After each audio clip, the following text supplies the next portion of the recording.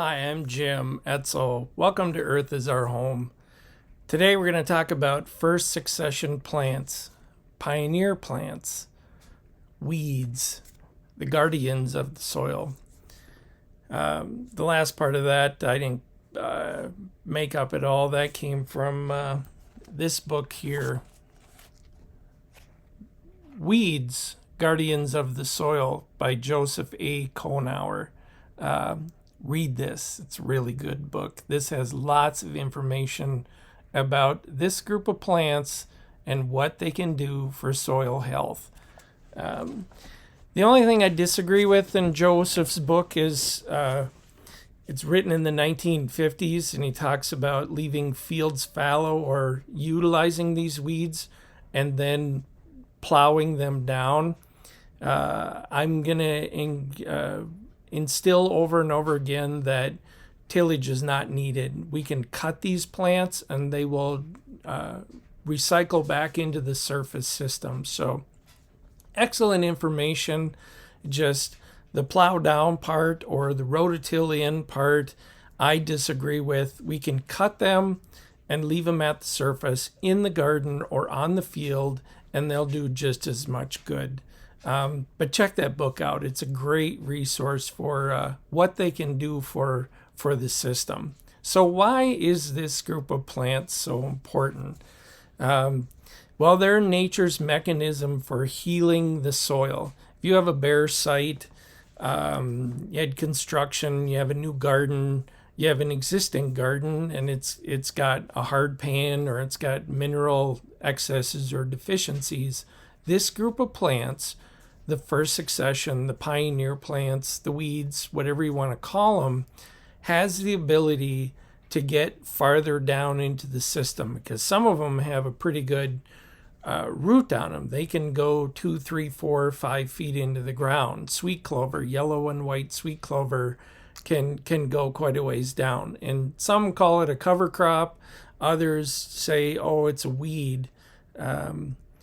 These plants have these varying root systems, which we're really trying to encourage in the garden, because instead of buying products to apply to the surface, let's use plants and varying root systems to bring that from down deep up to the surface, and then let nature's recycling crew, the chompers, the chewers, and the dissolvers, break this plant material down and cycle it back into the system. So with these plants, if you let some of them grow in the garden, they're a beneficial. They're not a detriment. They grow for free in the conditions you have. You don't have to buy them. And if you have a site that doesn't really grow any of these plants, we have bigger problems to solve. You have to ask that question, what's really wrong here, because even the weeds aren't growing. And then you do the detective work and figure out why, and then start curing the problem that way. They're indicators of what's going on, and this is an art we've lost. Years ago, these old farmers, growers, the Native American people knew that when certain plants showed up, there was certain site-specific conditions that were happening there, whether it's a hard soil, a calcium soil, high in potassium, acidic, alkaline, whatever it might be. These plants would show up because of those conditions, and they were indicators of what was going on. And that's really an art that's being lost. Some people are bringing it back now, and it's something I believe we need to pay attention to, because these plants are telling us something. We just need to start listening to it. A lot of them are edible, and I want to highlight Sam Thayer's new book, Sam Thayer's Field Guide to Edible Wild Plants of Eastern and Central North America. I met Sam a couple years ago at a Wild Food Summit, and he is incredibly smart.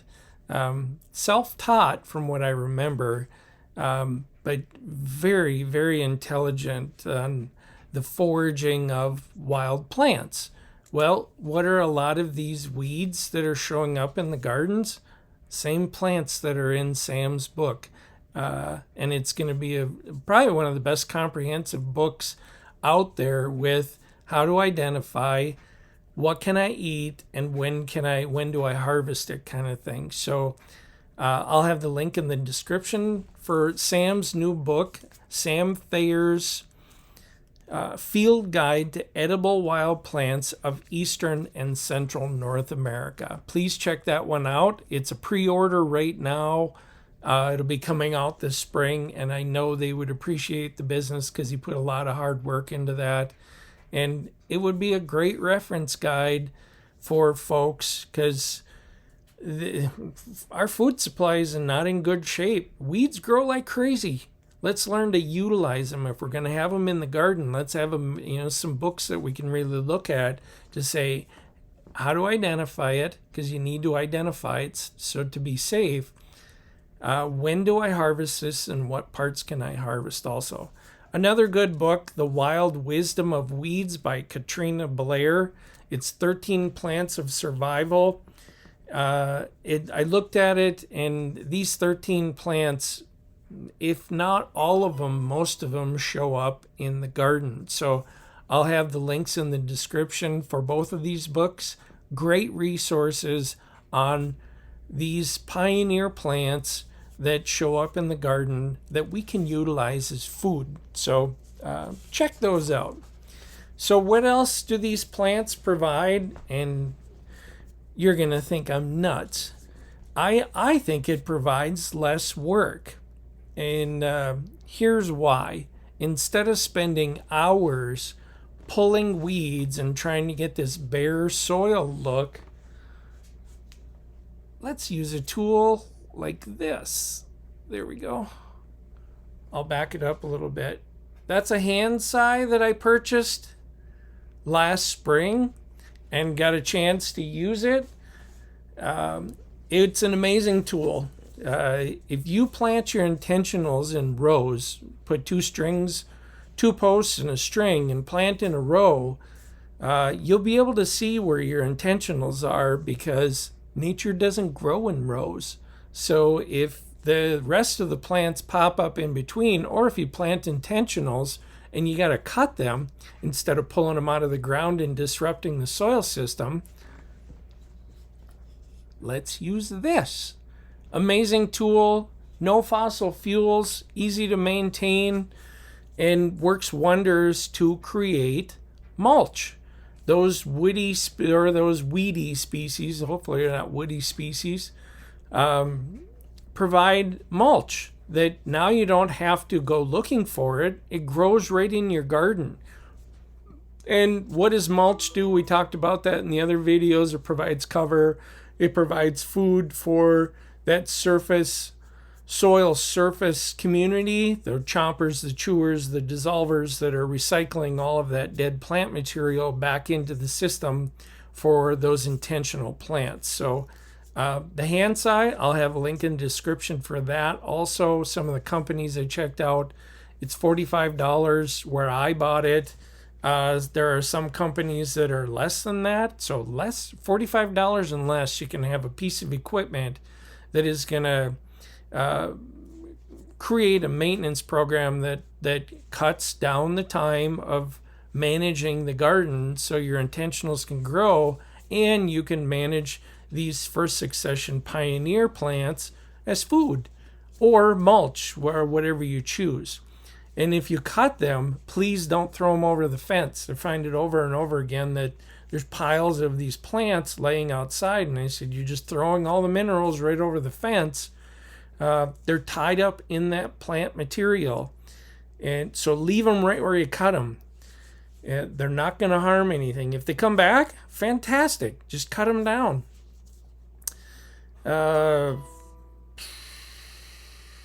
Rabbit plants versus tortoise plants. This is a phrase that I use to kind of describe different pioneer, weedy species, in that some of them move like rabbits, which is quick, and some of them move like tortoises, and they're all the way in between on the spectrum, from a rabbit to a tortoise. Quackgrass, creeping Charlie are rabbit plants. They move really fast. They spread below ground, above ground. It's something that you can harvest. Both of them are edible. The roots of quackgrass and the aerial parts and possibly even the roots of creeping Charlie are edible. But you're going to want to keep track of those rabbit plants, and you'll know which ones they are because when they get out of control, they pretty much take over a lot of the garden. And if they do start doing that, pulling them up and leaving them, utilizing them as food is a great way to use it. It's not that we have to eradicate it out of the garden. You just have to realize, last year that was a rabbit plant. I need to pay attention to it. Purslane, one of my favorites. It's like almost like a succulent plant. It hugs the ground and spreads out, covers the soil, shading it. It tastes amazing, and so many people want to pull them out. Leave those alone. That's doing the soil a justice. It's like a big umbrella, and if you got 100 umbrellas in your garden, it shades that soil so it's not getting so hot. So, paying attention and being observant. Is it a rabbit plant? Or is it a tortoise plant? Or is it somewhere in between? Those are things you got to pay attention to because there's going to be other rabbit plants in the garden. But quackgrass is one that I run into a lot. And we have creeping Charlie everywhere here. It's a beneficial plant for me in that I kept bees for quite a few years, and it comes up in the spring before dandelions, which is a perfect nectar source for the native bumblebees and other pollinator insects. I don't want to get rid of all of it. It's a fantastic plant. I can eat it. It's a good nectar source for the pollinators and all these other insects that live around our gardens here. It's just something I need to pay attention to. Purslane, the only reason I pay attention to that is which one can I harvest from for food, because it never gets out of control in the garden. It's got a pretty good root system on it, and it's a win-win there. So keeping that in mind, a rabbit plant compared to a tortoise plant. The tortoise plants, unless they're really causing problems with your intentional annual plants, it's let them grow. The rabbit plants we have to pay attention to, and you'll kind of figure those out, and it's trial and error. What are some of the other benefits of letting this group of plants grow? You don't have to deal with the deadly chemicals, the herbicides, the Roundup, or whatever it is. Keep the chemicals out of the garden. They're bad for the soil life. They're bad for us. They don't break down as quickly as they say. It's not a good thing to introduce into your system if you're looking for healthy, nutritious food and a healthy soil ecosystem. Keep the chemicals out. Leaving these plants grow and managing them with the handsaw is a far better plan than using chemicals and poisoning everything. So keep the chemicals out, because our goal is to create healthy soil systems so we get healthy food and healthy ecosystems, because it's not just about us. So much over and over again, it's my garden, it's my, it's me. We're part of life on Earth. We're not all of it. And if we create these amazingly diverse gardens with these pioneer plants, along with a lot of intentionals, and if you don't like the pioneer plants, then plant lots of plant diversity. You can smother them out with intentionals. If you don't want to and you just want to sit back and plant some intentionals and let nature take its course, this group of plants does wonders. A lot of them have really pretty flowers on them for nectar and pollen sources. They have really deep root systems, which we're looking at bringing stuff from down deep and bringing it to the surface. They can break up hard pans. Some of them feed the mycorrhizal network, which I talked about in the last video. It's one of those, what don't we have to do? If you want everything by your terms, then put the plants in to smother out this group of plants. And there's nothing wrong with that. It's more work, or it's intentional work. If you want to put your intentionals in and then just let the pioneers pop up for plant diversity, then utilize them for food diversity and bringing the minerals to the surface. And they also provide, if you let them go to seed, they provide food for birds in the winter, even during the summer months or growing season. And that's a good thing, because birds in the system, along with bats and other creatures, help with the balance. When things get out of control and there's insects eating the potatoes or your cabbage or whatever intentional plant in the garden, it's because there's not something there to keep it in balance and eat it, the predatory insects, and they need a place to live.